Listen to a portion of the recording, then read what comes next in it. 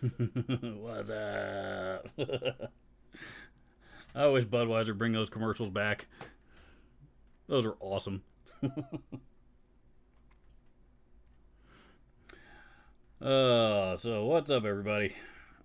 This is just an impromptu kind of thing here. Well, I didn't even make a thumbnail for it. I just kind of said go live, and here we are. I guess we're gonna do a continuation of live stream episode number 99 again. Uh, Beat no data. The stream will end shortly unless you restart it in your streaming software. God damn it, you fucking whore. What is up? Drop frames detect one of the last. Not receiving those as such. Viewers will experience buffering. Yes, I'm aware.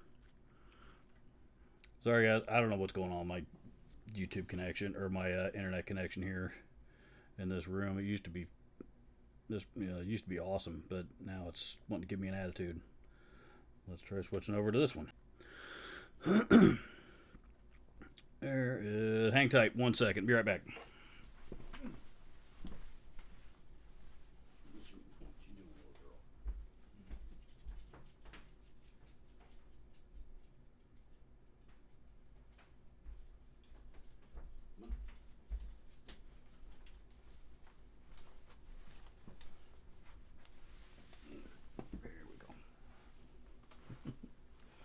Alrighty, Zoe's gonna come hang for a bit too, I guess. So,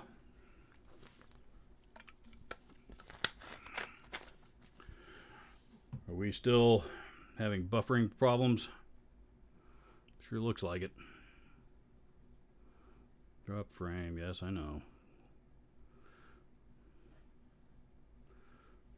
Yada yada. Okay, bam. Looks like it's still hanging in there. All right. Anyway, so I figured I closed and opened. Okay. Good now. Okay. Everybody close and reopen. See if that fixes it. Anywho, like I said, I'm just, this is just kind of a impromptu kind of deal where I'm just, I had some time on my hands and figured I would hop on and do a live stream with you guys here for a little bit and just, I don't know, hang out. Just hang out. So, hey, Gary Shelley's here. I saw on Bookface you got your first BC Rich here this week. Congratulations. Welcome to the club. What took you so long? Seriously, I'm surprised you didn't own or have never owned any BC Rich guitars. That's like right up your alley. Okay, Infamous seems much better now. All right, I switched to a different. This room is real shoddy for my Wi-Fi. The Wi-Fi is the router in my house is downstairs and over on the other side of the house, whereas it used to just be over in the next room. So I've always had a Wi-Fi extender in this room, but now it seems like I might need to add one somewhere else because the extension seems to be a little too far out of range, I guess. I don't know. Oh, where are we? Andy OC, what's up, Robert? Any thoughts or experience on Tom's Line pedals? I have the Plexion and Greenizer Nano pedals, both great. They're okay. They're another one of those, basically inexpensive Amazon brand like budget pedals. I had they did a run of, I don't know if they still make them or not, but I think it was them that did a run of Michelangelo Badio signature pedals. I had the chorus pedal out of that series. It was I don't know. It was okay. I mean, it wasn't the best chorus pedal I've ever heard. So it wasn't even the best one in my collection. I ended up selling it.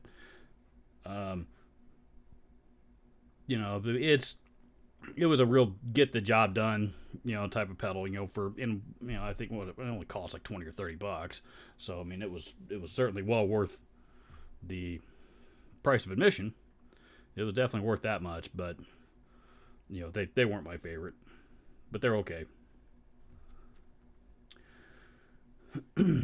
Gary says, thanks. Never had a chance to get one over the years, and I'm glad I did because this thing is a beast. They tend to do that to you, and especially if you get one with a really thin, really fast neck. If you get one like that, they'll win you over pretty quick, and next thing you know, you'll start buying them up like crazy. So I mean, I'm down to, I know, how many do I have now? I sold off a few, like some of the cheaper ones that I never played anymore. But I've still got 1, 2, 3, 4, 5, 6, 7, including a base. Yeah, 7 including a base. So, and none of these, with the exception of maybe one, because one of them's is my Dagger. It's a semi-hollow body guitar. That one is not going to see a ton of, oh, you cocksucker. That one's not going to see, one of my lights just, the battery just died, so hopefully it won't matter too much. Anyway, that one, anyway, as I was saying, that one's got a short in the wiring somewhere. So once I get that fixed, I might end up selling that one. But I don't know, and it's kind of way back in the corner behind a bunch of other guitars anyway. So I don't know what I'm gonna do with that one. I've kind of been putting off doing something with it for a while. Let's see. Blocka Delighter, Jeff 7 have both popped in to hang out for a bit. I'm glad to see I'm not the only one that doesn't have anything better to do on a Friday afternoon. And if you're wondering, if you have wondered or you're still wondering, yes, unfortunately, I'm still in the job market. So I've been firing my resume out all over the place and still nothing. It is a tough market right now. I'm just kind of keeping my fingers crossed that it's due to the tax season right now or something. I don't know. Jeff 7 says, my neighbor's been listening to Demolition 23, whether they like it or not. I don't know what that is. Is that a band or a movie or what? Whatever it is, it sounds loud.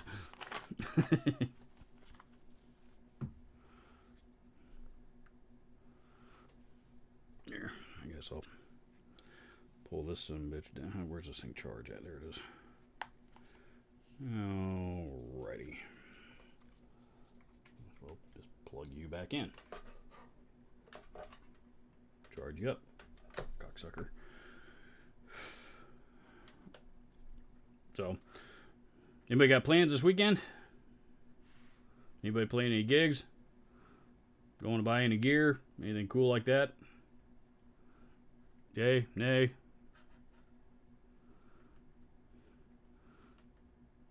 A Michael Monroe project, I'm assuming you're referring to your Demolition 23. So, that must, I'm familiar with Hanoi Rocks, so that must be a band. Interesting. I will have to check that out.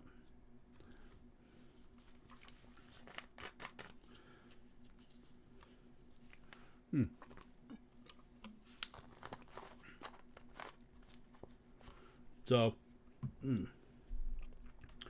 quiet weekend, that is. Lots of stuff to work on at home and some work in the garden. That's pretty much where I'm going to land as well, I think.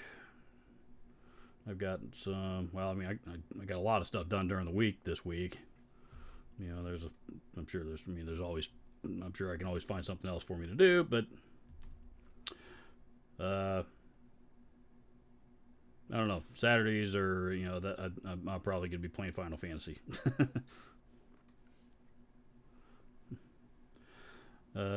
Martian Murray says, I want to check out a McCarty. Sounds like you're going guitar shopping. Nothing wrong with that. I may go do some of that too, actually, just for the hell of it. I keep putting off. I need to go hit the local shops just to check out their Gibson inventory and see, see what, follow up on that, from a video I did a few weeks ago.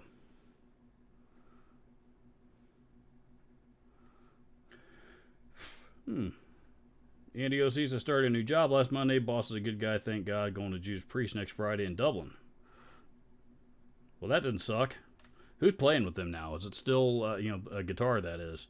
Is it still Faulkner and I can't. Shit, I forgot. Andy Faulkner. I forgot his first name. No, and Andy Sneap was out touring with him anyway. Richie Faulkner and Andy Sneap were their guitar players there for a while, and I think Andy Sneap was just filling in for Glenn Tipton there for a while after Glenn had an injury or or an illness or something like that took him out of a tour. Maybe if I remember right, and so they got Andy Sneap to fill in. And then after Andy decided he'd had enough, and he was, he was gonna step back, and then Glenn was gonna come back into the fold, and then something else happened, and they talked Andy into coming back again, and we're not leaving after all. I don't know, they've unfortunately those guys are getting older, and they're God love them, they're still trying to tour like they were even 10 years ago or 15 years ago. But after KK decided to retire and hung it up, I think it's kind of when they discovered that it's they don't bounce quite as well. They don't bounce as well as they used to. But I'd still love to go see him, man. That would be awesome, even without KK or Glenn Tipton. Fireball says, "What do you think of the new Gibson Dave Mustaine signatures?" Yeah, I haven't personally gotten my hands on them, but I've heard good and bad. If you follow Glenn Fricker's channel, he shits all over those guitars pretty often. For what it's worth, and I don't know if it's warranted or not. I'm kind of the opinion right now that. I think Gibson is finally starting to turn the corner, and their quality is improving. Dave Mustaine is always kind of. I've never known him to allow his name to be put on a piece of shit. So all of his signature guitars, have all been bangers. Every one that I've ever got my hands on. All the even the import Deans were made well. The inexpensive import Deans, that is. He actually toured with the higher end Korean made Dean guitars that they made for him. He would actually tour with those, and then of course the high end USA stuff. Probably used them out on tour occasionally, but certainly in the studio, I'm sure. Anyway, but those were all excellent guitars. He had, if you don't remember, he had a short run. In between Jackson and Dean, he had a short run. It only lasted like a year, but he had a short run with ESP. And if you find one, if you can find one, though, because it was only a year, so they're hard to find. But if you get your hands on one, those are excellent guitars as well. So I can't imagine that he would sign off on anything, with the Gibsons, the Epiphones, the Kramer models, any of them. That's gonna happen. That's just gonna suck. So I don't know which ones he's actually touring with. Gibson seems to be doing a thing with their artists where they got they want them to appear on stage with the Epiphone models from time to time. So that may be part of his endorsement deal.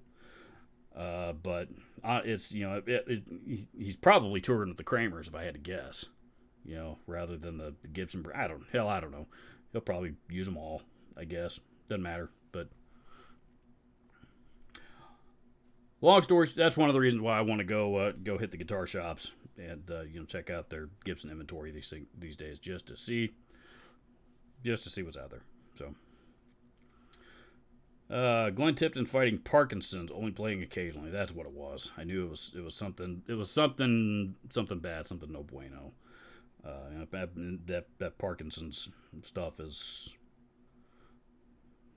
Yeah, that's bad news, man. I've got a really, really close friend right now he's been fighting Parkinson's for, I don't know, 15 years or so at least.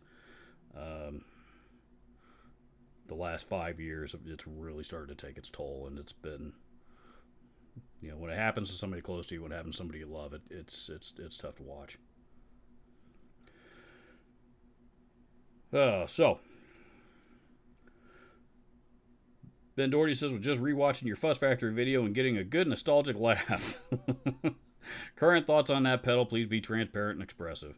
I still think it's as much of a dog shit pedal as it always was. I mean, you got to be that, I mean, it's got such a cult following, but the people that love that pedal are all fucking shoegazing stoners that played doom and indie rock and all kinds of weird shit.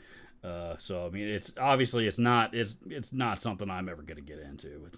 It's admittedly not my thing, but if I ever did need a fuzz pedal for anything, that's still probably the last one I would ever buy. No, I still hate it as much as I always did. And if you guys remember, ZVEX actually commented, like Zachary Vex himself actually commented on that video, and when it didn't seem real pleased. So I don't think ZVEX is going to be wanting to sponsor any of my videos anytime soon.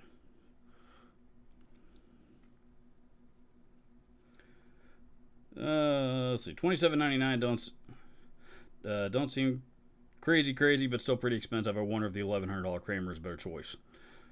Again, I haven't A-B'd the two. You're talking, you're referring to the Dave Mustaine signatures. I haven't A-B'd the two, so I couldn't tell you. I imagine they probably are pretty close, as far as feature-wise or, feature-wise playability. I imagine they're probably pretty close, but I mean, nowadays, $27.99 for a signature guitar, that ain't bad at all, especially for a Gibson. That's honestly, I think that's more than fair. So,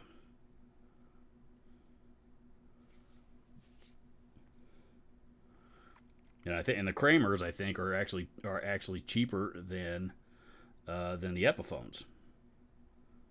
So, they're a little bit different. They're a little bit closer to the Jackson King V's that he played once upon a time, versus the Gibsons. The Epiphones are more based off of the Flying V.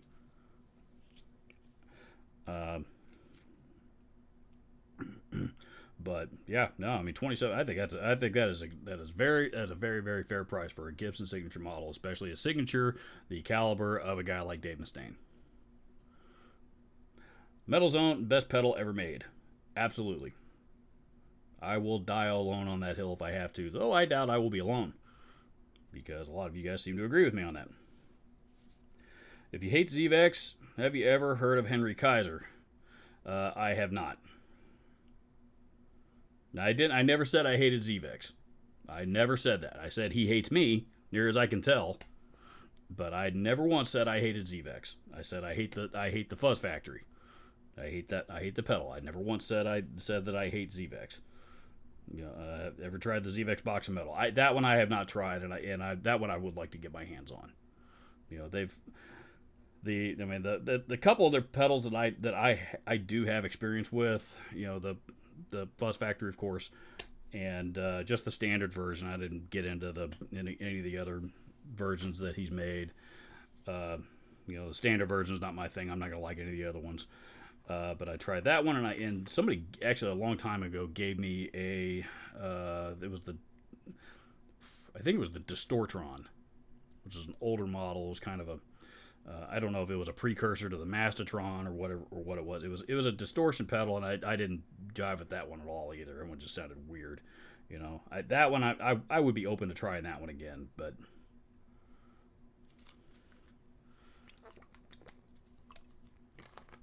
that one's probably not my jam either. So, but the Box of Metal I would like to try that one, and the Box of Rock.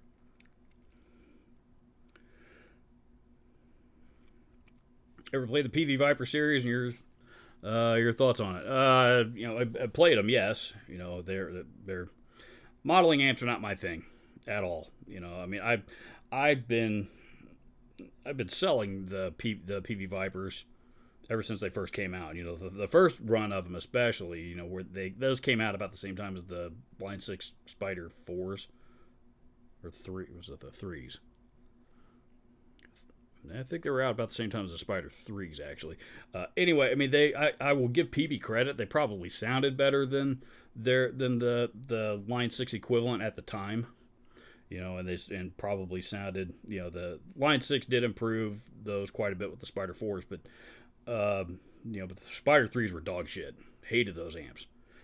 And, so the PBs did sound a lot better than that, but they were also a hell of a lot harder for me to dial in, and figure out what the fuck everything did, how to get to just the pedals or just the, just the effects or just the amps or, they're not my thing, man. They're not my thing. A lot of people love them, and if you're into the modeling thing and you love amps in that category, they're great, but, they're not my thing.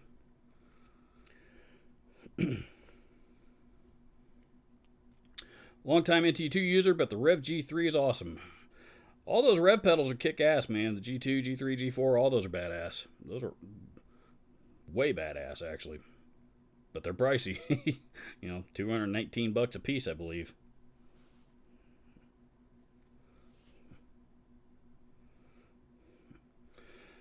Gearman Dude loves the Fuzz Factory 7, which is a runny diaper fuzz, he says. Where the hell has he been? Is he even still putting up content? I haven't seen anything from him in several years. I'm not even sure he's even doing YouTube anymore. I mean, not, and his tastes are a little bit different from mine anyway. So, I mean, I gotta admit, I never really followed him all that closely. But, he's one of those guys. He's one of the YouTube OGs. I mean, he's been doing it forever. So, I'll tell you what, let's just go have a look-see, shall we? I have internet here and the technology. Gearman Dude.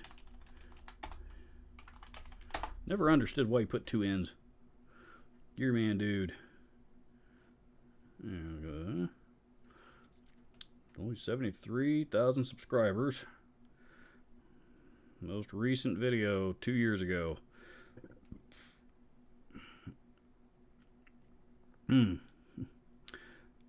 Head Rush MX5 demo was what looks like that was his last video.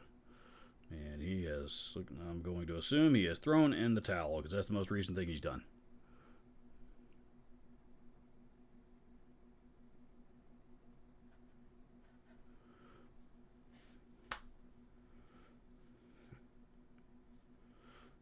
Near as I can tell, anyway.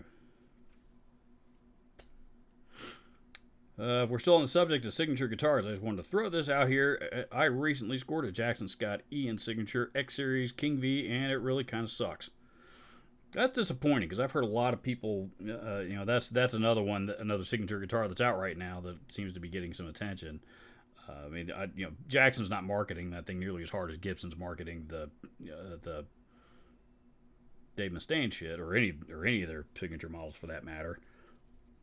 But Scott Ian seems to be on a recent surge of newfound popularity, and because of that that's why he's, people seem to, I've had a few people ask me about that guitar, customers, in last 6-8 months or so. So, kind of disappointing to hear that. A lot of that may depend on where they're made. Unfortunately, Fender/Jackson, depending on the factory, seems to make a big difference. I think all their stuff that comes out of Mexico is really good. Some of their stuff like that I think comes out of India or something, and it can be pretty hit or miss, from my understanding, from what I've seen.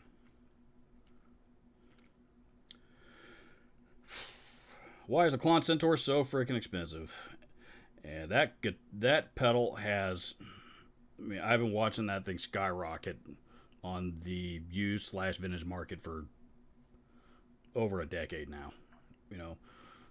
When it first came out, nobody could figure out what the fuck it was because he gooped the circuit and to hide everything on the inside of it, so nobody knew what it was. And then finally, people figured it out and realized it's nothing special at all. It's just a simple circuit with a simple 3-knob overdrive circuit.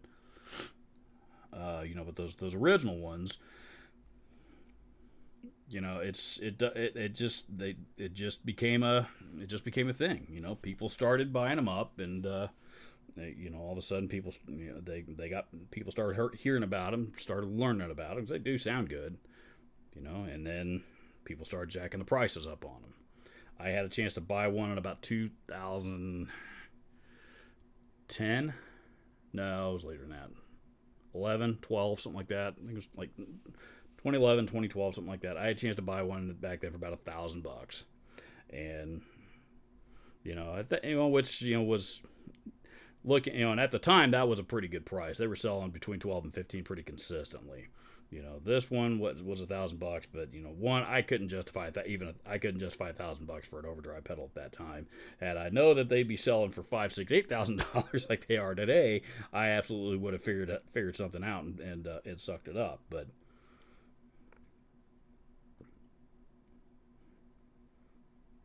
I didn't have a crystal ball in front of me at the time.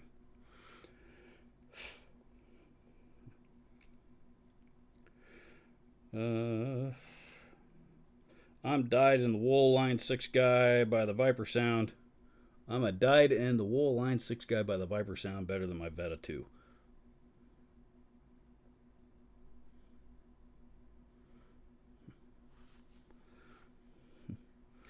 Brian Eckholm, you ever try out the Jet guitars? I did not. I think they emailed me a while back, and I responded and said, yeah, I'd love to, to check out. I'd love to, check out your guitars on the channel. And that was the last I heard. Matter of fact, I'd forgotten all about it until you just brought it up. Somebody, I don't know if it was you or something, but a viewer had brought it up again. I think in another. I can't remember if it was in the comments section on another video or if it was on a live stream. It doesn't matter, but they had asked me about it, or they had, they had a contact or something there and sent me, sent them my email, and then, like I said, they reached out and I responded, and they didn't reply back. So, here's shit. Let me have a look, see if I can find that email.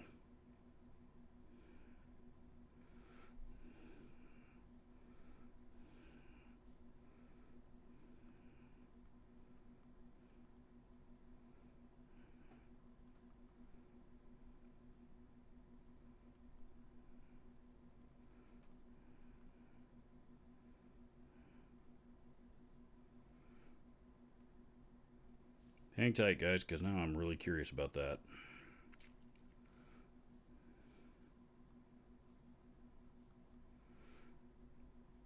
That was back in November. Okay. Okay, the last response I got was that he, apparently my email went to a spam folder. I replied back, never heard anything. Replied back again a couple weeks later, never heard anything. So,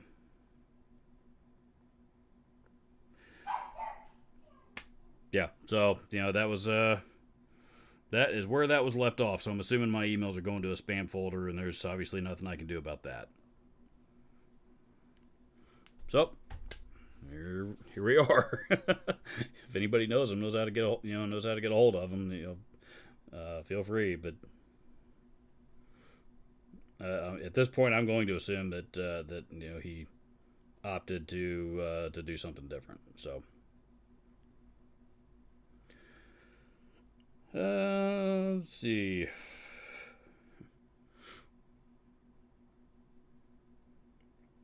Fireball says you could get it 2 years ago for $600. Now they're like $700. I don't. If you're talking about the Klon, there is no way in hell you could get a Klon for $600 or $700 even a couple years ago. They were. I mean, Tyler Larson put up a video about that time that he paid $5,000 for his about that right around then. So no, those things are selling for way more. They're worth way more than $600-$700.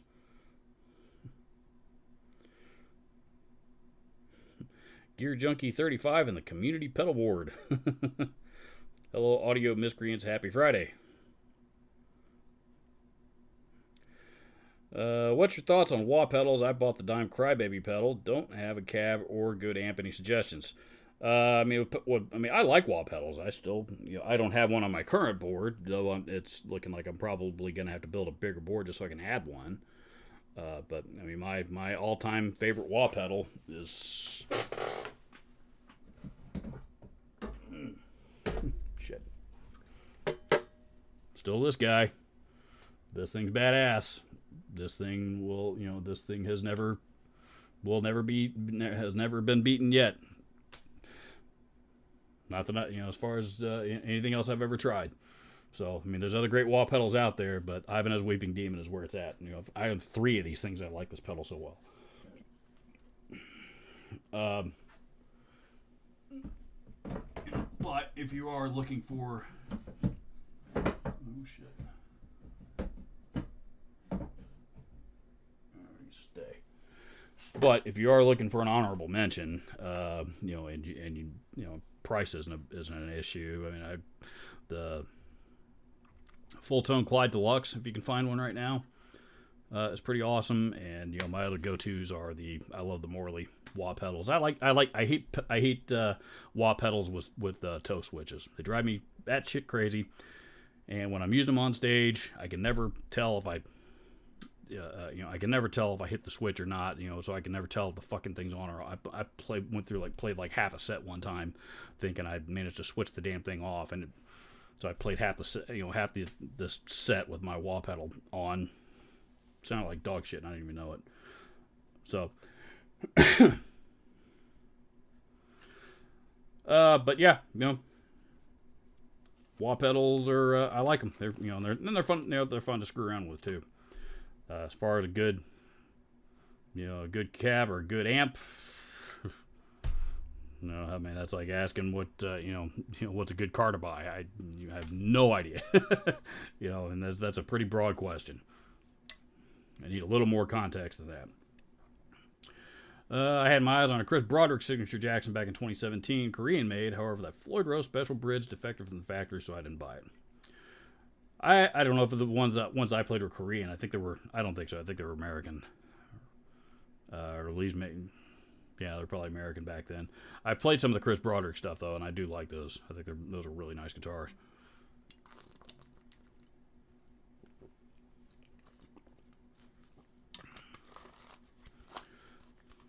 New amp on the way day. Finally pulled the trigger. Boogie Nomad 55, 212 for $500. That's not bad at all. Next Thursday when I get here soon enough. Good deal, man. That's a smoking deal on a Nomad. Congratulations. I haven't seen a Nomad in a long time. People kind of forget about that model because it's that was an older thing. God, they haven't made those for 15 years now, probably at least.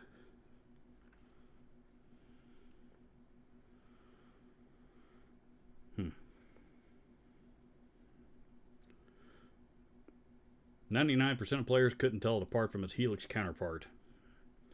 I'm not sure what you're referring to, unless it's maybe you're talking about a Line 6 something or other. I'm not sure. Or maybe you're talking about the Vipers, in which case that I agree with.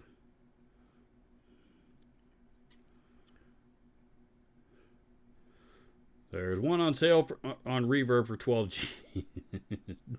Oh boy, somebody's trying to get $12,000 out of their Klon Centaur, huh? Yep, that's one reason why I hate Reverb. It's loaded with sellers looking for dumb shits. Looking for sellers, looking for buyers dumber than they are.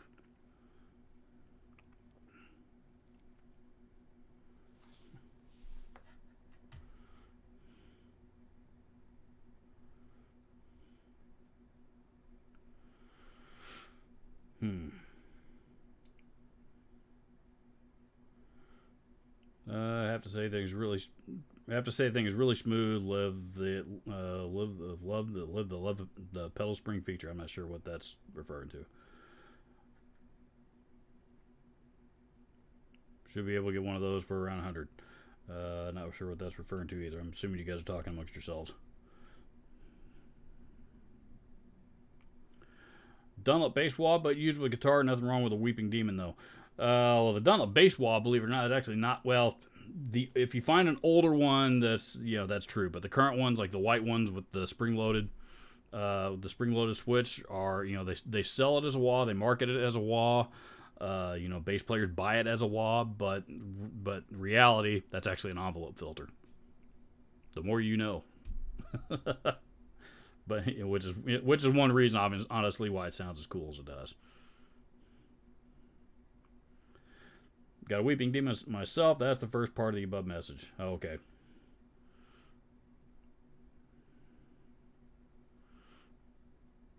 Thing is really smooth. Love the pedal spring feature. Yes. Yeah, I've been a big fan of that pedal for many years. God, I bought mine when I bought my first one anyway when they were still making them. You used to be able to buy those things on the pick them up. I bought one when they were. I think I only paid about $30 or $40 for a piece for all of mine because like I said, at that time they were still making them, or had just recently stopped making them. That was the last dying breath of the Ibanez Tone Lock series pedals, or the 7 series, whatever you want to call them. They discontinued that entire line except for the Weeping Demon there for a while, and then eventually they killed that one too. But regardless,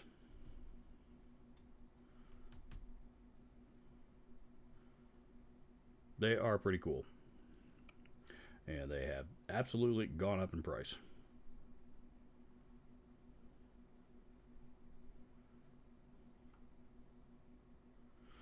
Scott Ian signature for 6.7. Okay, never mind. Well, I mean that's the Scott Ian signature for 6 or 7 brand new. I think that's the entry level model. Here, we'll have a look see, but God damn it.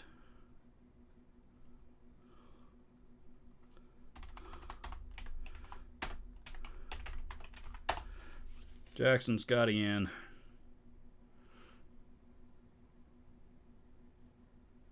$7.99, $8.99. Those aren't. Those are the X series ones. I thought they had another series.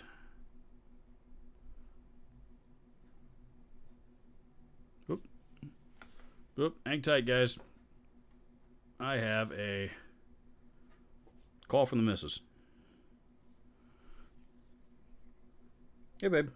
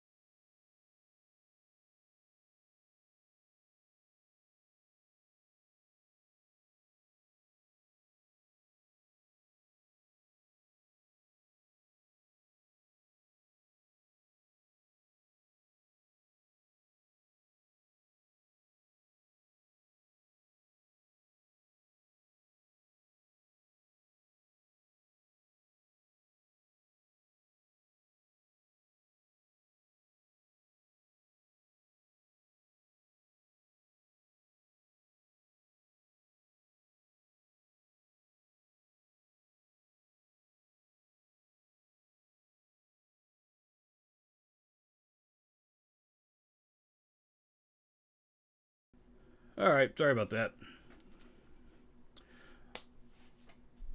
Where was I? Scotty and Jackson's. What are these things all about? Are these things like neck through actually, or set neck? They appear to be.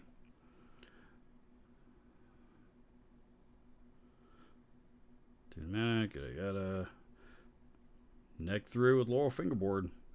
Holy shit! I thought that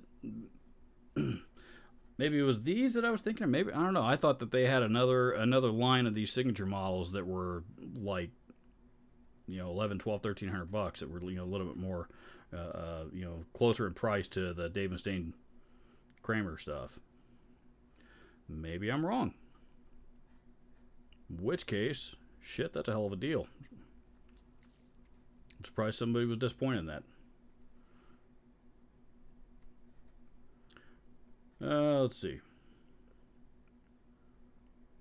Where am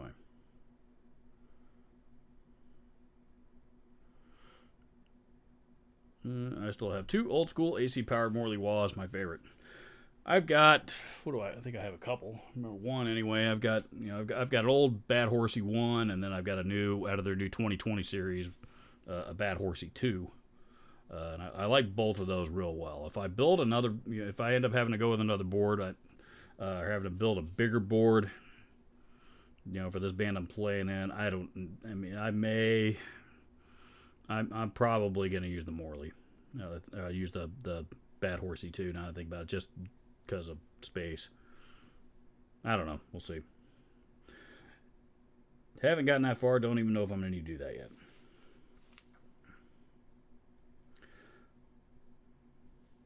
The Tonka truck of Wahs. I'm assuming referring to the Weeping Demon.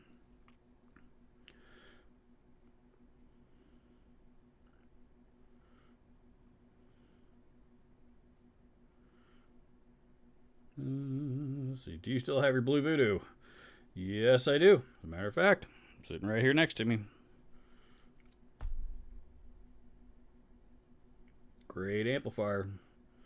My very first tube amp, actually, not this one, but my very first tube amp was a Blue Voodoo. It was, my first one was I had the original. It wasn't the original run, but it was the one that with the cartoon logo that most everybody's familiar with. I had the 120 watt version of that, which so now I've got the same one, but it's the first run of the block logos.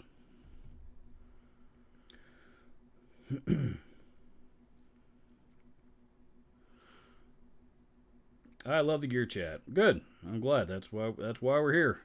Sit here, hang out, talk about gear. That is the point. The Nomad being a forgotten boogie amp is specifically why I've been looking for one. 3 channels cover Dream Theater to Dumble. Bam, had to at $500. Can sell my Carvin X100B now or not.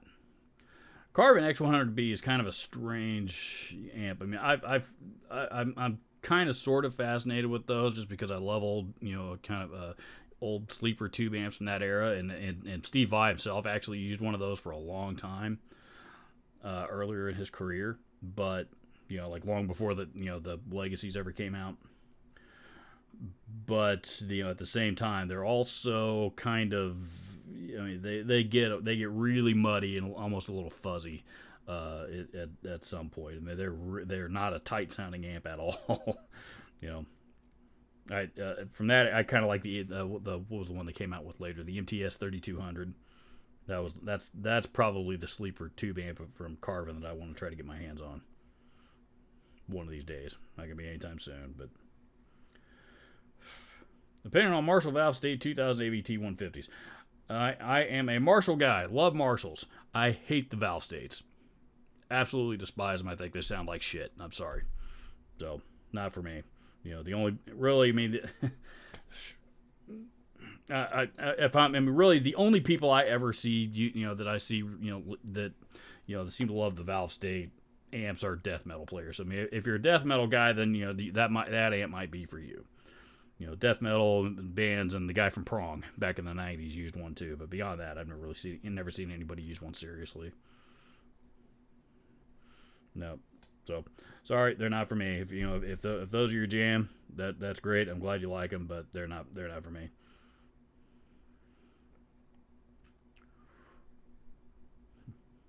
COVID made them go up like $200, or right after COVID, you could get one 2021 for $200 or like $600. I don't know what you're talking about. I guess still back to the Scotty and stuff. I don't know. Ricky Compton's here. So I've been looking for a VHT Pitbull CL100. They're still really high. I'm hoping one of my local music stores gets one on trade. Those amps aren't. I'd bet you a Buffalo nickel those amps aren't going to come down in price anytime soon. They've been highly sought after even since they were still under the VHT name. Now, since they've been bought by, or not, they weren't bought, but after they changed their name to Fryette, I think they're still making that model. Or at least they were not that long ago. But, it's the exact same amp. They just sold off the VHT name. And, they're still as high-end and expensive as they've always been. that, the Pitbull, that I think it was that particular model to begin with.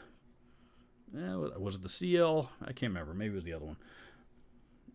Regardless, I mean, I kind of I was jonesing for a Pitbull there for a long time too, but I never ended up getting one. So like you said, they're pricey. They were even pricey with my discount at the time.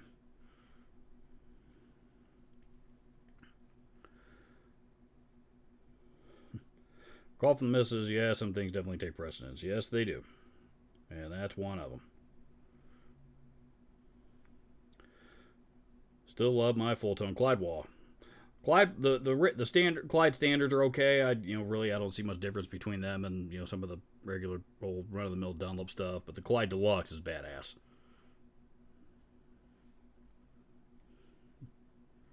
Surely the Tonka of WAS is the DoD FX17. Had one of those for years. Gave it to my Amtech. It may be a strong contender because there's that's one of those pedals that they're like if the Earth ever gets hit by a meteorite, the only thing that's going to survive is bacteria and Boss pedals and PV amps. So.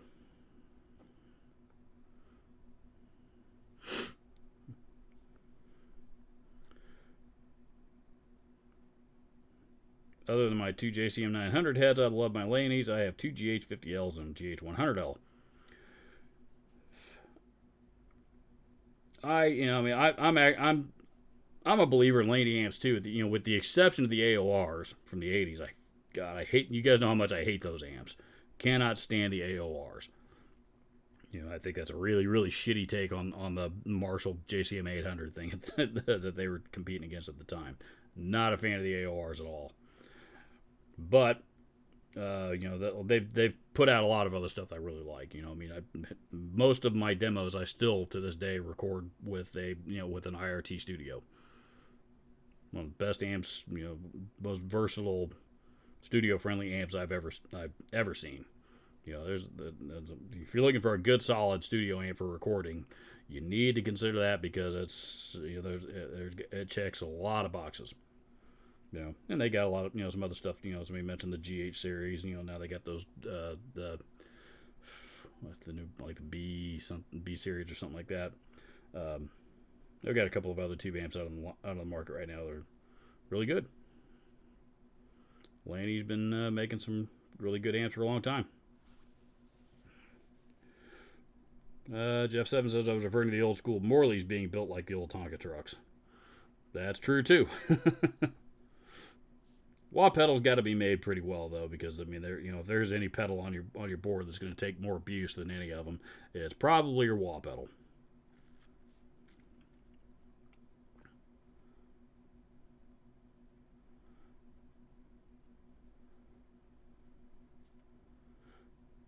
It's via Zappa that maybe want one. It does have a very small sweet spot for clean pedal platform. The dual boost clean channel is a pain to fine tune, but great when it's there, and yeah, fuzzy. I'm assuming that you are referring to the Carvin X100B. Michael Nielsen did a video on that amp.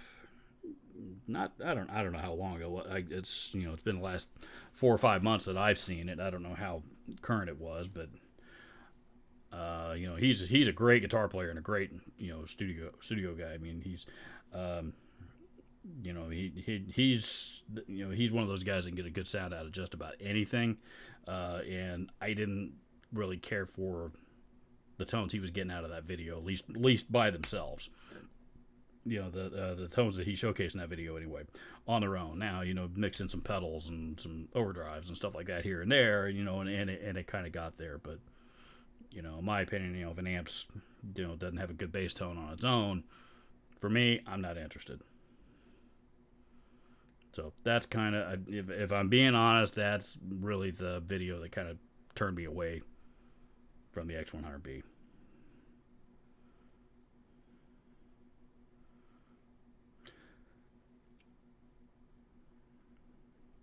I just bought it because it was on sale. I should have bought the Boss Chorus pedal. It was used, looked good. It's a nice music store.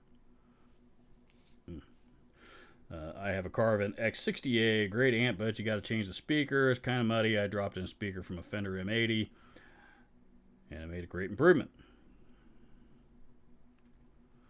The old Chrome 20-foot power cable, more of these will be plugged into by our grandchildren. Tanks indeed. Seems like I had one of those laying around somewhere. Maybe not. I could be mistaken. But I'm familiar with those old school Morley pedals, the ones that are, with the hardwired power cables.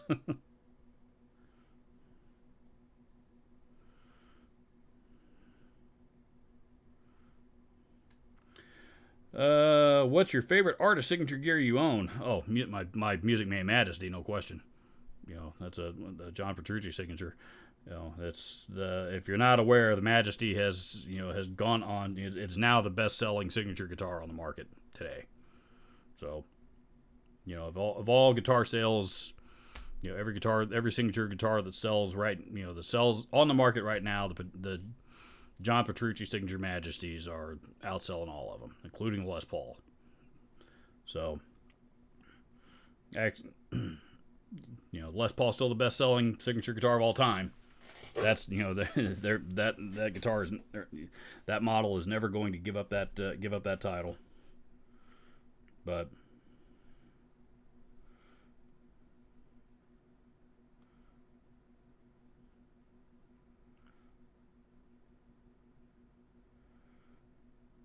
yeah, for me it would definitely be the Majesty. I can't even think of anything else that any other. I mean, I really don't play a lot of signature gear, to be honest. I have a few signature models. I've got a Joey Jordison signature Warlock. I've got, what else do I have? Majesty, of course. Shit, I don't know. I've still got my Dimebag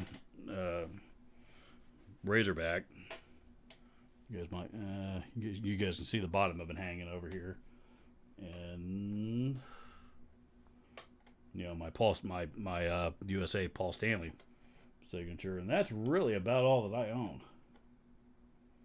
I don't think I own any. There's probably a signature pedal or two in here somewhere that I'm forgetting about, but that's really about all the signature stuff that I own, man. I mean, I don't buy a lot of signature gear, if I do buy signature gear, it's because I like the guitar or the amp or the pedal, whatever it is. I like it for for itself and for what it does. It has a lot more to do with that than it does the person whose name is on it. I love John Petrucci as much as the next guy. Really, I'm a fan. Love Dream Theater, all that stuff, but you could have had Barbie's name on it, and I still would have bought it because it's just a badass guitar.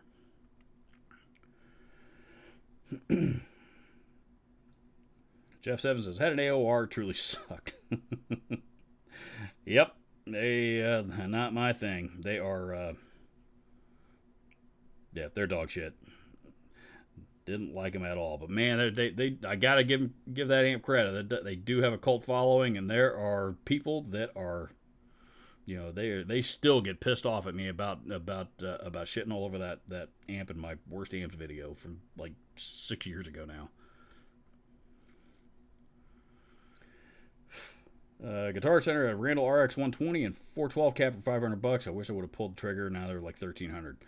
Well, part of that is because I did a video on this about 6 months ago, but part of that is just because Randall right now is under corporate ownership. They jacked up all their prices. They don't care when they don't care when any of that stuff sells. They're not producing amps anymore. They're not designing amps anymore. Once the current inventory is gone, they're gone. So there's basically Randall amps are going on the shelf.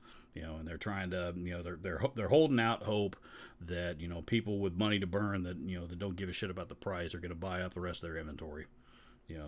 But I don't think it's going to happen. But that kind of seems to be what whoever it is that owns Randall now, that kind of seems to be the tact that the strategy they're rolling with at the moment.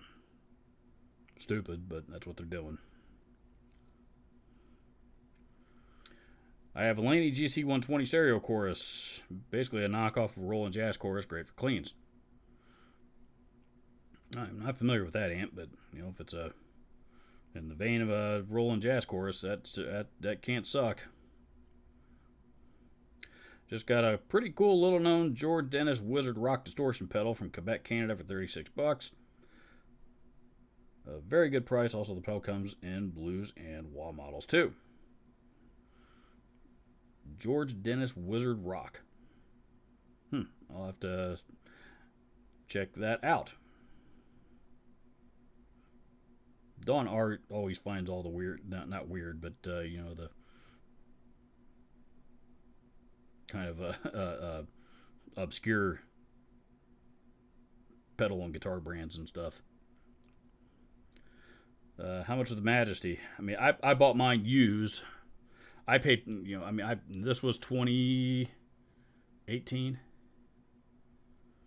2018, I think. It was 2019. I don't remember. It doesn't matter. 2018, 2019. I think it was 2018. And I bought mine used for $1,500. And that was, one reason why I bought it was because that was, it was a ridiculously good deal. I knew I was never going to see that price on that guitar ever again. The Guitar Center in Boston had it, and they had originally sold it to a Berkeley student, and it was pretty, he owned it for a year. It was pretty much a case queen, never left his dorm room, and then he sold it back to him. And when they had it hang on their wall, and I happened to see it, and it happened to be the gold, the gold mine finish, which that the original run of Majesties, you never see the gold finish. That's a pretty rare one. The copper's everywhere. The the black one, the white one, the red one, the blue one, the Arctic Mist. Those finishes are all over the place in that model, but you rarely see the gold one. So, that's why I jumped on it when I did, and it's not just the best guitar that I own. It's the best guitar I've ever owned.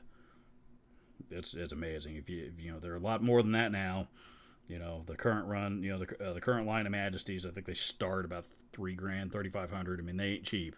But if you got the money for it and you can afford it, go buy it, because, like I said, you've never played anything like it before. Ricky Company, old PV Ultra. Those are cool. Those are really cool amps. I think Kyle Bull recently did a video on those. I know he's kind of got a huge boner for those amps.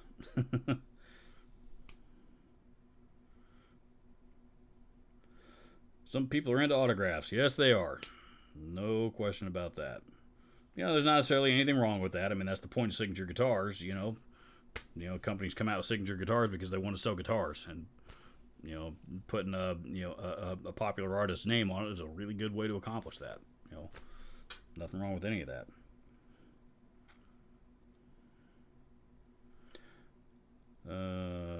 Jim Woodard is here. Says, listening while I head to my Friday card game. I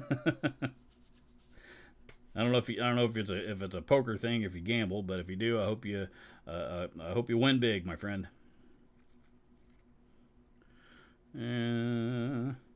Everyone should start a GoFundMe so we can get you a John Fogerty signature amp by custom if it exists.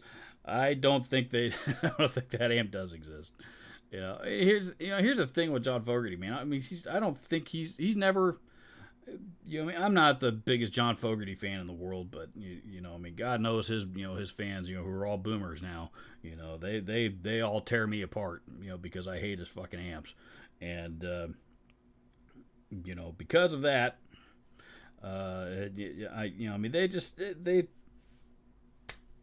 he's not a gearhead, man.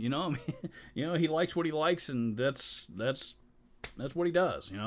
He's been playing. And the other thing is he plays Fender combos probably as much or more than he does the custom stuff. Which I don't know why any of those any of his fans don't fucking acknowledge that, but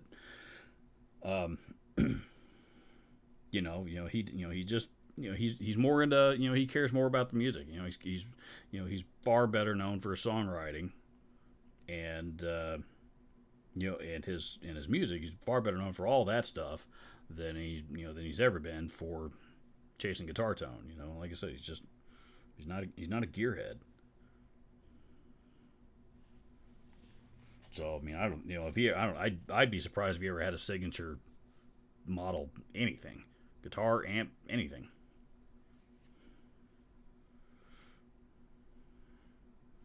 So I will give him credit. He's the guy that he's the reason why the tuck and rolls, he's the main reason why those amps are still popular among that crowd.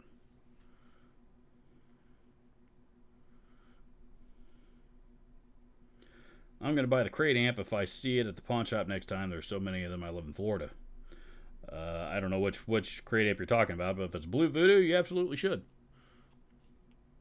Blue Voodoos are, like you said, they're everywhere. They're not hard to find. But I mean, they're good. I mean, they're not sleeper amps. Everybody seems to know about them. And then there of course there's plenty of the gear snobs out there that turn their noses up at them just because it says crate on it. But they're they're really good sounding amps. Especially, if you like that, they're kind of in the vein of a Marshall JCM 900 from the 90s, which is really kind of what it was designed to compete against. Pardon me. If you're into that style of amp, like dual reverb kind of thing, yeah, go get yourself a Blue Voodoo. You'll probably like it. I kind of wish I still had the 412 cab, the matching 412 that went with it. I don't have anywhere to put it now, even if I did, but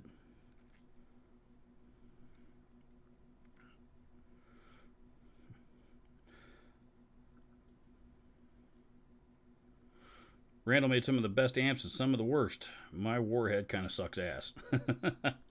Well, unfortunately, another guy who thought the Warhead kind of sucked ass was Dimebag himself. Apparently he used it for the cleans, but my understanding is he only did that because it was part of his endorsement deal with him. And that was technically his signature amp. Not technically, it was his signature amp. So he had to use it for something, but he didn't use it for any of the high gain tones. But now we're in a period anyway where people are starting to dog Dimebag for his guitar tone. Period. So. Which doesn't make any sense to me. I mean, I always thought it was unique as hell. But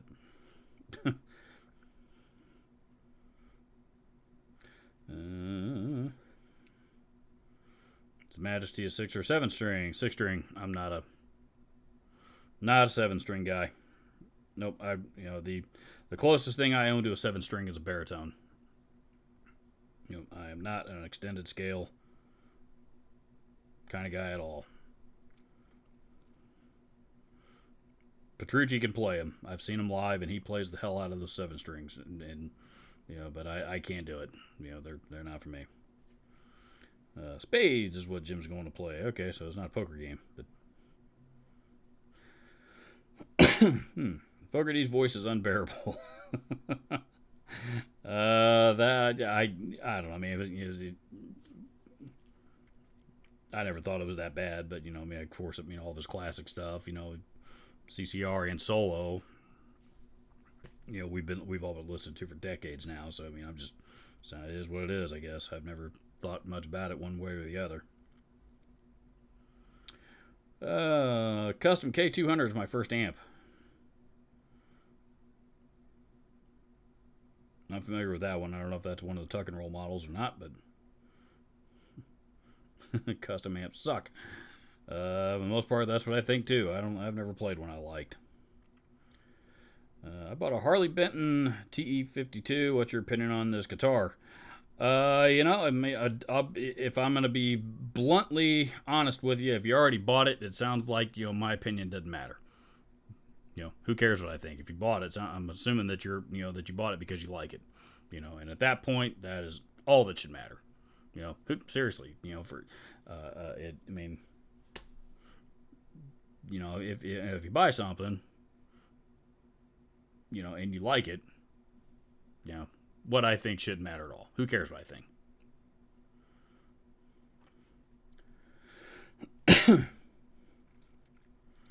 Best autograph guitar I got is a Fender Strat signed by Brian Bell of the vintage band Weezer. My God, they're a vintage band now, man. They came out when I was in junior high or high school. I think I was in junior high. I think they're still around too.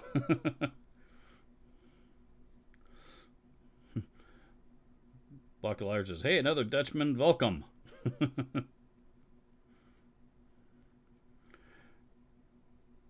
Hey, Robert, sorry for the loss of your dungeon. Rest in peace.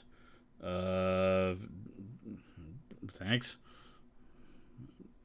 I didn't know I lost anything. I just changed the name of the channel. I grew up. I don't listen with my eyes anymore. If it sounds good to me, who cares what name brand is on it? Honestly, the older I get, that's kind of where I'm landed. Man, I don't, me and the guy, the other guitar player in my band that that I'm playing in right now, and this guy's a monster guitar player, and we became friends because he used to come in a Guitar Center and buy from me. I mean, I lost count of how many high-end USA Super Strat guitars and Marshall amps and Mesas. I mean, I sold this guy a lot of gear over the years, right? All of it high end. And back then, especially, this is 10, 12 years ago. I mean, he and I were both, when it came to guitars, especially, we were both, USA or bust. I mean, he was playing high end USA Jacksons and custom shop Charvels and stuff like that. And of course, I was diehard Gibson, among other things at the time, but we were both, really, really big. That's, pretty much all we were playing was, USA shredder guitars of some kind. Now we're both perfectly content with, he's playing, $1,000, $1,200, import Charvels and, and I'm, of course, I mean, you guys know what I'm using these days. So, it's, I don't know if it's an age thing. It's probably a combination of an age thing and also, a combination of age and whatchamacallit. I mean, just the fact that the brands are getting better at building building better gear for lower more efficient costs. So.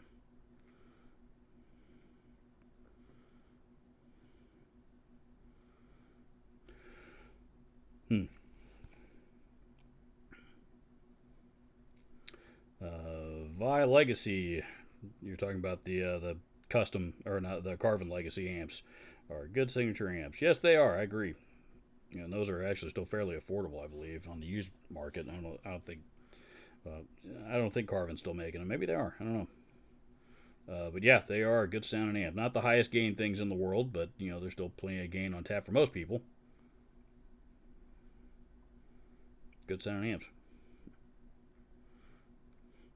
Fogarty plays a diesel VH4 now. Oh boy, that would be funny if that were the case. Pardon me. Well, speaking of which, I do have to go. Sometimes cheaper shit just sounds as good. I have a Gibson J45. My cheap Yamaha F325 sounds just as good. I'm a believer in Yamaha acoustics, man. Those are that's another one of those things that they just don't die. Love Yamaha acoustics. But yeah, I'm gonna run. I'm gonna be back on here tomorrow, for my regular weekly live stream on Saturday, probably around 12:30 ish, I think. So, if you guys are around, 12:30 Eastern time, that is, Eastern U.S. time. So, if you guys are around, hop in, we'll hang some more and all that kind of stuff. But beyond that, I gotta go run some errands for the missus.